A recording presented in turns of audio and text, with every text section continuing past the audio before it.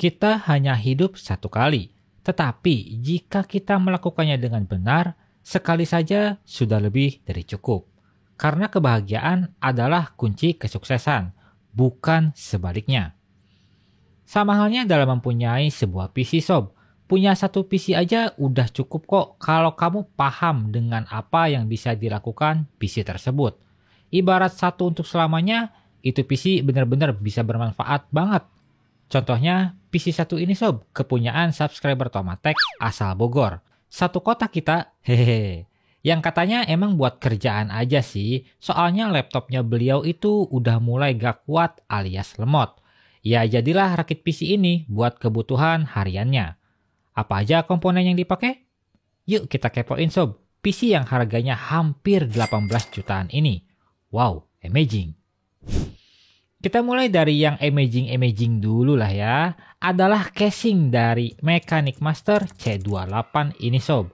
Casing ini sudah saya review lengkap di video yang ini nih. Boleh dicek nanti ya teman-teman. Di sini saya akan review lagi aja tapi secara sederhana. Ini casing kecil sob, tapi tetap muat Mobo M ATX dan PSU ATX. Bahkan mau pakai cooler tower atau I/O cooling 240 mm pun muat-muat aja. Padahal ukurannya hampir setengah dari casing standar MATX juga. Bahannya SPCC 1 mm, dibalut dengan bodi aluminium 2 mm yang warna kuning ini nih. Bicara soal warna casing, ini ada beberapa pilihan. Bisa mampir ke websitenya Mechanic Master. Dalam paket pembelian kita dapat manual book dan bracket tambahan. Lalu obeng yang cukup premium. Dan terakhir handle tambahan buat casingnya. Front panel ada di depan bawah, cuman tombol power, USB Type-C, dan USB 3.0. Airflow-nya kalem aja sob, walaupun kecil tapi lubang-lubangan mesh ada di mana-mana, jadi aman aja. Buat dukungannya sendiri bisa muat Mobo hingga MATX, pakai yang 4 slot RAM pun masih aman. Tinggi CPU cooler bisa sampai 155 mm, walaupun casing kecil gini tapi bisa muat cooler tower walaupun nggak tinggi-tinggi amat. Panjang VGA maksimal ada di 335 mm. Tapi kalau PSU teman-teman nggak modular, sulit rasanya masang VGA panjang gitu. Fan casing di bagian atas bisa 2, di bawah 2, di belakang 1. Semua fan casing bisa pakai 12 cm. Kecuali yang di depan, cuma bisa satu buah yang ukuran 8 atau 9 cm. I/O radiator di atas bisa 240 mm dengan catatan pakai PSU yang model SFX. Misal gak pakai I/O cooler, pakai PSU standar model ATX juga aman kok. Overall untuk casing ini luar biasa kualitasnya sob. Ukuran kecil tapi bisa muat banyak ini dan itu. Bahan tebal, finishingnya mantep, hampir gak ada celah buat dikatain. Mungkin kalau memang mau ngatain sih ada di bagian kabel manajemennya ya. Yang mana musuh dari semua casing mini gini adalah perkabelan duniawi. Buat harganya sendiri kemarin saya cek di AliExpress ada, tapi untuk per hari ini malah nggak ada. Saya nggak tahu itu kenapa sebabnya. Tapi kalau kita cek di Amazon masih ready sih dengan harga $180 atau sekitar 3 jutaan lah. Amazing bukan? Hehehe. Platform yang dipakai di sini dari kubu merah, yaitu AM5 dari ASRock B650M Pro RS Wi-Fi. Oh ya, saya mau kasih tahu dulu ya teman-teman soal semua komponen yang dipilih ini sesuai permintaan si pemilik PC-nya. Jadi saya terima rakit aja, kecuali casing yang tadi. Dipilihnya Pro RS ini mungkin emang gak lain gak bukan karena fitur dan harganya sob. Ini merupakan Mobo menengah dengan dukungan yang cukup baik. Punya 8+2+1 Power PS, support 7200 mHz RAM, bisa pakai Ryzen 9000 series juga. Tentunya sesuai nama, sudah built-in Wi-Fi 6E. Sayangnya Mobo ini belum dukung PCIe 5 aja. Ya mengingat harganya emang di bawah 3 juta, wajar aja harusnya. Kalau PCIe 4 sih rasanya sudah wajib ada ya di Mobo menengah gini.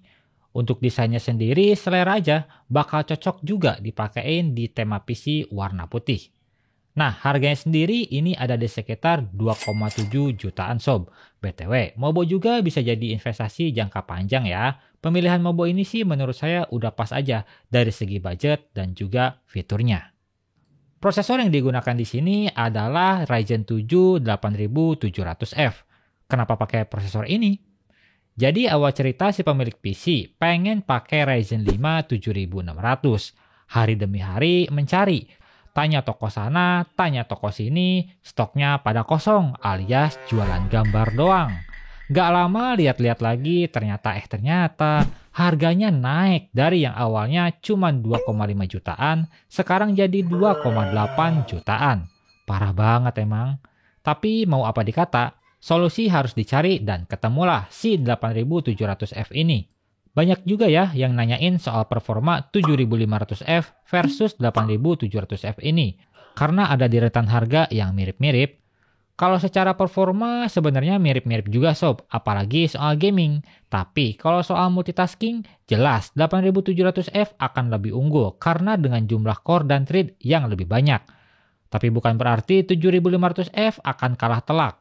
Pada bagian dukungan justru 7500F lebih unggul dengan supportnya PCIe Gen 5 dan jumlah PCIe LAN yang lebih banyak juga dibanding si 8700F. Kalau teman-teman penasaran tentang perbedaan lebih lanjutnya, bisa tonton video dari Jawara Media di sini. Buat harganya sendiri ada di sekitar 2,6 jutaan versi tray, tapi dibonusin stok cooler. Gak lepas dari bayang-bayang RAM DDR4. Walaupun di sini pakai DDR5, tetap aja pilih dari Team Group, yaitu T-Force Delta RGB 2x16GB 6000 mHz. Ya sesuai request aja sih, lagian RAM ini gak ada isu kok. Pemilihan 32GB di zaman sekarang udah paling pas aja ya, apalagi prosesor yang udah siap multitasking. Makanya RAM juga harus lega biar sama-sama siap multitasking. Tapi yang perlu jadi catatan buat RAM kayak gini adalah tingginya heatsink si RGB-nya. Jadi teman-teman harus lebih selektif lagi buat pemilihan cooler biar gak mentok sama si coolernya nanti. Buat harganya sendiri RAM ini ada di sekitar 1,6 jutaan. Sama halnya kayak RAM, ini juga pakai lagi dari Team Group, yaitu Team MP44L. NVMe ini merupakan penerus dari yang Gen 3, yaitu si MP33. Sesuai namanya, ini sudah PCIe Gen 4 dengan klaim speed read up to 5000 Mbps dan write up to 2500 Mbps dengan TBW di 300 TB untuk versi 500 GB ini. Bagi saya kekurangan PC ini sih cuma ada di sini aja ya, bagian storage-nya yang cuma 500 GB tanpa tambahan storage lagi, entah itu dari SSD SATA ataupun bahkan HDD gacha gitu ya. Tapi nggak apa-apa, mungkin si pemilik PC-nya belum butuh storage yang besar-besar atau nanti bisa tambah lagi. Gampang lah soal kapasitas storage mah. Harganya sendiri untuk si MP44L 500GB ini ada di sekitar 620.000. Walau pakai casing mungil, tapi tetap aja bersikukuh untuk pakai cooler dual tower dari Thermalright Peerless Assassin 120 SE ARGB. Ini cooler punya dual tower, tapi tingginya nggak tinggi-tinggi amat, soalnya cuma di 155 mm. Buat si fan-nya sendiri tergolong B aja sih, standar banget. Kelengkapan bracketnya sudah cukup lengkap sob. Dan untuk si heatsinknya sendiri, ini emang luar biasa cakep sih. Tebal, presisi, berat, dan finishingnya juga oke. Terus gimana clearance sama RAM-nya bang? Bukannya tadi pakai RAM RGB ya? Tenang sob, aman aja kok. Kalau emang mentok, kita bisa ubah konfigurasi posisi fan-nya. Biar si fan itu nggak mentok sama RAM. Karena biasanya yang mentok itu biasanya si fan-nya ya, bukan si heatsinknya. Untuk pemasangannya sendiri tergolong mudah-mudah aja ya sob. Karena cooler-cooler dari Thermalright, PC Cooler, Osypus, itu rata-rata mudah masangnya. Itu sepengalaman saya aja ya. Harganya sendiri untuk Peerless Assassin ARGB ini ada di sekitar 680.000. Buat yang versi non-ARGB lebih murah lagi sob. VGA nih yang masih menjadi mimpi yang sulit untuk digapai, yaitu RTX 4060 dari Galax. Ini VGA makin hari makin naik aja harganya. Yang dulunya ada di sekitar 4,6 jutaan, sekarang udah mau 5,5 jutaan. Nah, buat teman-teman yang sering nanya, Bang, mending beli VGA sekarang atau nunggu gen baru muncul biar harganya turun? Hei kalian yang punya harapan seperti itu, teruslah berharap hingga harapan tersebut menyakiti hati kalian. Ya gimana ya sob, semua orang juga pengen harga komponen itu turun, tapi kenyataannya kan berbalik ya. Gen baru muncul dengan harga selangit, gen lama boro-boro turun harga, malah melambung tinggi. Jadi ya kalau mau beli sekarang, beli aja, nggak usah banyak mikir, sesuaikan sama kebutuhan. Kan jadi banyak cerita ya, sampai lupa ngomongin si 4060 ini. Secara spek sih udah beberapa kali dipakai di rakitan PC subscriber ya. Punya VRAM 8 GB GDDR6, PCIe Gen 4x8, TDP 115 Watt, dan seterusnya lah. Ini VGA sangat cocok buat yang mau produktivitas. Karena VGA ini sendiri merupakan VGA yang saya idam-idamkan sedari dulu. Sampai sekarang belum kesampaian sob. Aduh.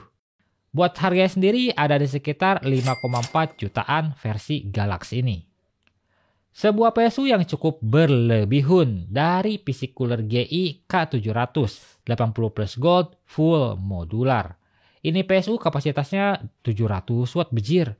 Tapi ya udahlah, gak apa-apa. Mungkin si pemilik PC nantinya pengen upgrade lagi komponen yang dipakai dan gak perlu tuh yang namanya upgrade PSU.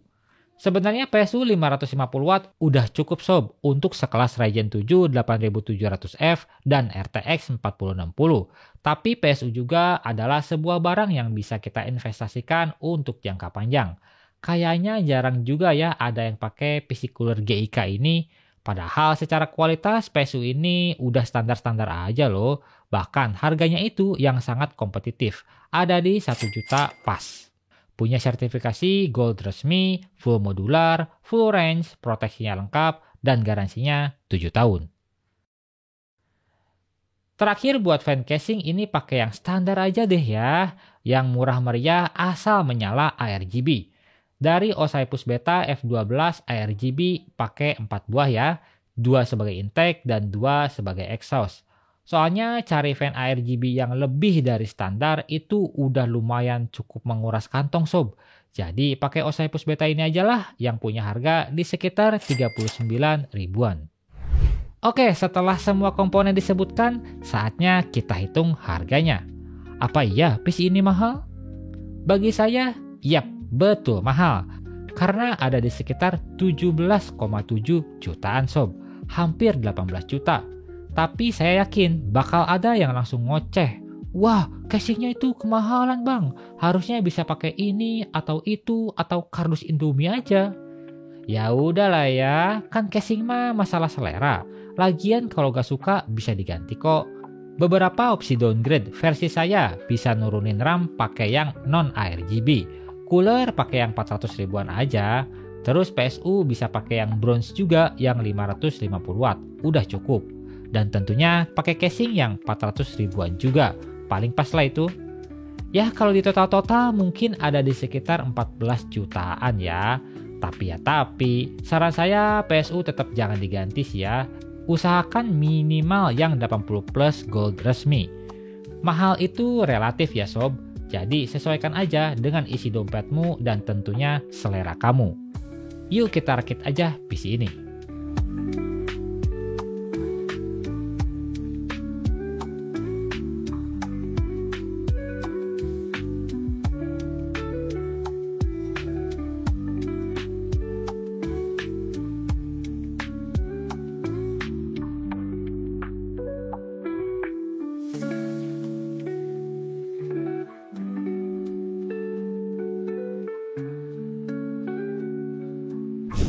Proses perakitan PC ini jujur lumayan sulit ya karena pakai komponen yang ukurannya cukup besar-besar. Mulai dari mobo, cooler, PSU-nya juga. Untungnya ini PSU modular karena seperti yang kita tahu, casing kecil gini musuh terbesarnya ada di bagian cable management. Jadi ngurusin kabelnya harus benar-benar dipikirin dari awal. Karena kalau asal masang, bisa-bisa itu kabel gak bisa masuk tuh. Seperti contohnya masang kabel CPU. Itu kalau masangnya belakangan gak akan muat sob tangan kita mentok sama casingnya. Jujur walaupun melelahkan rakit di casing kayak ginian, tapi hasilnya sungguh memuaskan sih. Secara desain casing ini tampil mewah namun terkesan sederhana. Apalagi warnanya yang kuning ini ya. Warnanya gonjreng banget tapi gak sampai bikin sakit mata sih. Jadi mantap. Buat kabel manajemennya, bagian belakang casing ini tergolong mudah aja walaupun kita pakai fan ARGB DC chain. Jadi yang sulit adalah pada bagian bawah PSU-nya ini, yang mana jadi kandang ular kadut. Semua kabel-kabel tuh ditumpuk di sini sob. Inilah alasan saya mention soal PSU SFX tadi. Kalau teman-teman pakai VGA yang panjang banget, casingnya sih emang muat, tapi nanti kepentok-pentok tuh sama kabel PSU ini. Overall sih no issue ya selama merakit PC ini. Semuanya normal aja selama kita paham. Kalau nggak paham ya tinggal baca manual booknya. Soal menyoal harga emang mantep, desainnya juga mantep. Nah performanya gimana nih? Apakah akan mantep juga? Mari kita benchmark dulu. Berikut spesifikasi CPU dan GPU yang digunakan. Pada Cinebench R23, 8700F ini mendapatkan skor single core di 1776 dan multicore di 17614. Skor yang luar biasa untuk yang mau multitasking. Ini prosesor emang benar-benar cocok buat kamu si paling sat-sat, mengingat harganya juga yang kompetitif. Buat suhunya sendiri, maksimal ada di 84 derajat, looping 10 menit. Suhu yang standar untuk prosesor sekelas 8 core 16 thread. Ini menandakan airflow casing yang cukup baik juga. Mungkin kalau di OC tipis-tipis masih bisa nih ya. Pada 3D Mark Time Spy mendapatkan overall score di 10.901. Sedangkan pada Firestrike mendapatkan overall score di 25.768. Lalu pada Unigine Superposition mendapatkan overall score di 18.872 pada settingan medium. Kenapa saya setting medium? Biar jadi data tambahan aja sob, soalnya biar bisa banding-bandingin juga sama PC lain yang punya VRAM lebih kecil. Soalnya kan kalau VRAM kecil nggak bisa tuh tes pakai preset ekstrim. Suhunya sendiri si Galaxy RTX 4060 ini masih ada di sekitar 69 derajat. Kalau mau produktivitas, untuk rendering udah sangat cocok lah RTX 4060 mah. Ini bisa menyelesaikan Blender dengan preset Classroom di waktu cuma 42 detik doang sob. Mantap, waktu yang lumayan cepat. Sedangkan kalau kita benchmark bisa dapat 855 sampel per menit. Pada storage-nya si NVMe MP44L ini mendapatkan speed read di 5100-an Mbps dan write di 4200-an Mbps. Buat read-nya sih sesuai dengan klaimnya ya, tapi untuk write sudah melampaui apa yang diklaim. Ya baguslah. Kalau pada benchmark sih hasilnya memang memuaskan sekali, karena emang komponen yang dipakai kelasnya udah menengah semua ya. Tapi kalau pada gaming gimana? Apakah memuaskan juga? Harusnya sih iya dong. Secara performa benchmark kan udah oke banget. Tapi sayangnya saya cuma tes di 1080p aja sob. Belum bisa tes di 2K karena nggak ada monitornya. Yuk kita tes aja gaming di 1080p.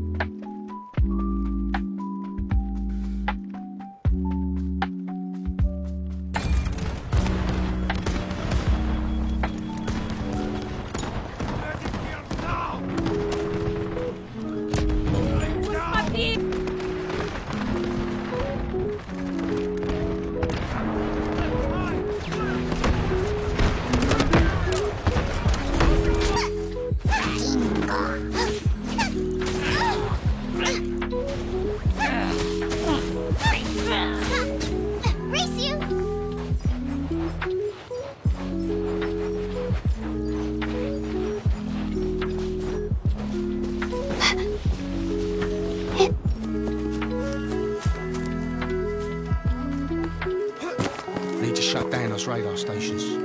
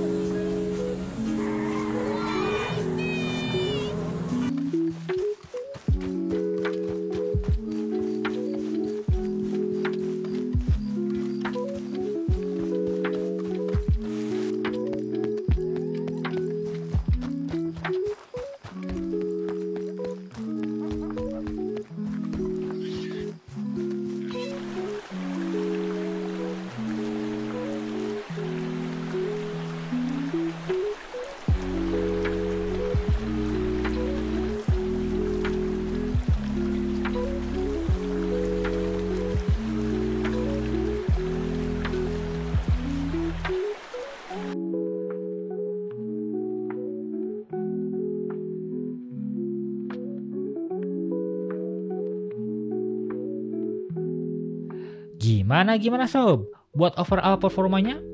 Bagi saya sih ini udah oke banget ya. Saya malah kepikiran pengen ganti prosesor PC saya pribadi pakai Ryzen 7 8700F ini setelah melihat performanya. Ganti gak ya? Kelebihan 7500F sih emang PCIe nya lebih banyak dan sudah PCIe 5 juga. Tapi apalah dikata kalau PCIe nya nggak kepake semua dan VGA yang dipakai bukan PCIe 5, kan agak percuma jadinya ya. Mubazir gitu. Rasanya jadi pas aja kalau pakai Ryzen 7 8700F kalau emang skenarionya kayak PC ini, yang PCIe nya nggak pakai banyak, VGA dan NVMe-nya juga masih pakai PCIe 3. Ya gitu-gitu aja sih, udah lebih dari cukup. Yang bikin mantep itu di harga yang sama dengan 7500F, kita dapat core dan thread yang lebih banyak juga. Bikin kita leluasa kalau mau dipakai multitasking. Terlebih kalau mau gaming 1080p doang mah ya udah oke punya lah. Lalu buat desainnya juga saya suka banget sih, eye catching gitu. Jadi kayak punya ciri khas tersendiri ala-ala Bumblebee dari Transformer. Tapi ya desain cakep dan dukungan melimpah ruah harus dibayar mahal dengan harganya tadi yang saya sebutkan. Setiap PC pasti punya plus dan minusnya.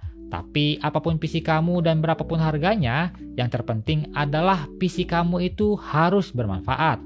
Entah itu untuk cari uang lagi atau cuma sekedar memuaskan hasrat hobi diri kita sendiri. Karena kepuasan diri itu harus dipenuhi kalau memang hidup kamu nggak mau stres. Like video ini kalau kalian suka, gak usah di like juga nggak apa-apa, tapi minimal tinggalkan jejak kalian di kolom komentar tentang PC rakitan ini sob.